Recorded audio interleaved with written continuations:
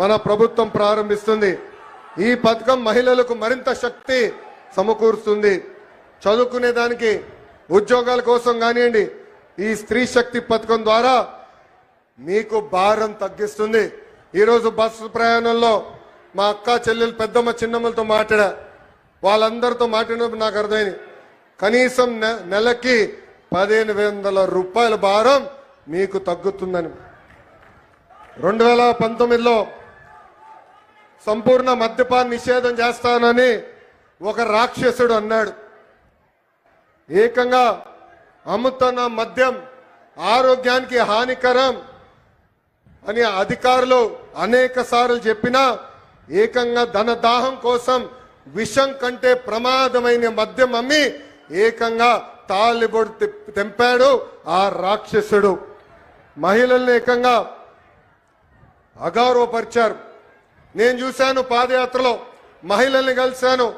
మీరు పడుతున్న కష్టాలు చూసిన తర్వాతనే గౌరవ ముఖ్యమంత్రి గారిని, చంద్రబాబు నాయుడు గారిని, గౌరవ ఉప ముఖ్యమంత్రి గారు పవన్ అన్న గారు కలిసి మనం బాబు సూపర్ 6 మేనిఫెస్టో కూడా రూపొందిస్తాం జరిగింది.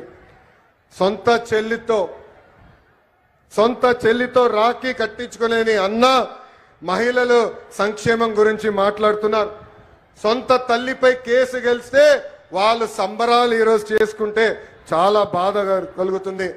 అందుకే వాళ్ళందరూ ఒకటే చెప్తున్నా, ముందల మీ ఇంట్లో ఉన్న అక్క, చెల్లెలు, పెద్దమ్మ, చిన్నమ్మ, అదేవిధంగా తల్లికి న్యాయం చేసిన తర్వాతనే మా గురించి మాట్లాడాలని హెచ్చరిస్తున్నా. చివరిగా ఒక విషయం చెప్పాలనుకున్నా. ప్రభుత్వ కొనసాగింపు అనేది చాలా చాలా అవసరం. 2019లో రాష్ట్రం దారి తప్పింది. దానివల్ల అందరం అనేక ఇబ్బందులు ఎదుర్కొన్నాం. కనీసం మాట్లాడడానికి స్వేచ్ఛ ఉండేది కాదు. ఆనాడు ముఖ్యమంత్రిగా పనిచేసిన వ్యక్తి ఇట్లా వచ్చి ప్రజల్ని కలిసే పరిస్థితి కూడా ఉండేది కాదు. యువకులు చాలా నష్టపోయారు.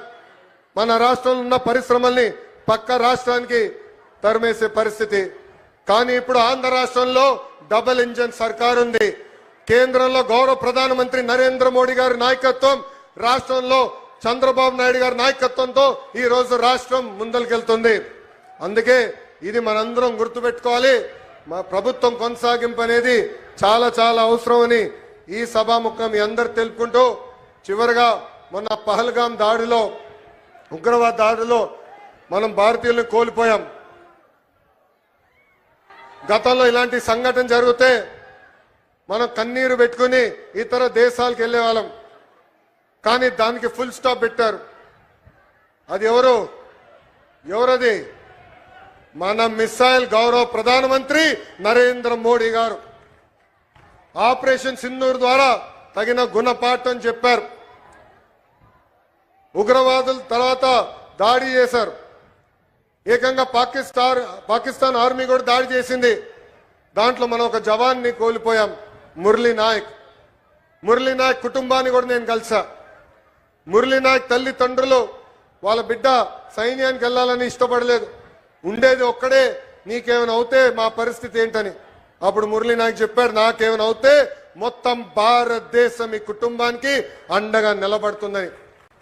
అందుకే జవాన్ ఎక్కడ ఉన్నా మనం దారివ్వాలి, సెల్యూట్ కొట్టి జై జవాన్ అని చెప్పాలని ఈ సభాముఖం మీ అందరు తెలుపుకుంటూ, నాకు ఇంత అద్భుతమైన అవకాశం ఇచ్చిన గౌరవ ముఖ్యమంత్రి చంద్రబాబు నాయుడు గారికి నా హృదయపూర్వక ధన్యవాదాలు తెలుపుకుంటూ మీ అందరి దగ్గర నుంచి సెలవు తీసుకుంటున్నా. వందే, పిడికలు బిగించి చెప్పండి, వందే, జై హింద్.